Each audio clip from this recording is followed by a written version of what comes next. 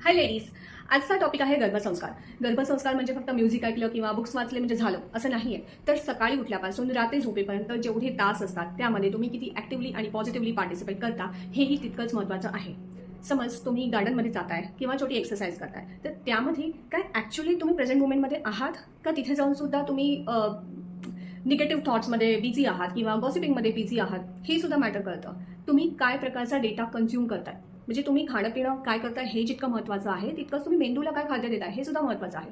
तुम्ही ज्या माहोलमध्ये max to max राहता ते सराउंडिंग कसं आहे, तिथले लोक तुमच्याशी काय बोलतात, काय पद्धतीने ट्रीट करतात, तुम्ही त्यांच्याशी काय बोलता, तुम्ही बाळाला काय ट्रीट करता, नंतर तुम्ही जॉब गोईंग असाल तर तिथले लोक कसे आहेत, तो ते सराउंडिंग कसं आहे, तिथे दडपण तर नाही आहे ना, ते मॅटर करतं.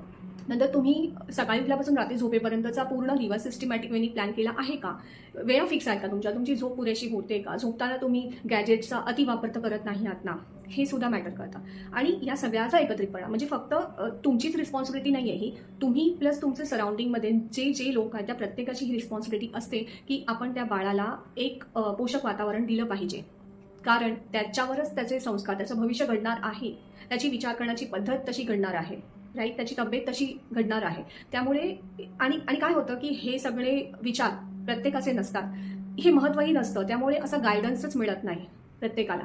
मी Amruta Vishwanath, counsellor, Amy ceiling स्टुडिओमध्ये तुम्हाला ह्या सगळ्या प्रकारचा गायडन्स देते. तर आजच तुमचं 1-to-1 कॉन्फिडेन्शियल सेशन बुक करा, परसेप्शन बदला आणि तुमच्या बाळाच्या भविष्याचा पाया मजबूत करा.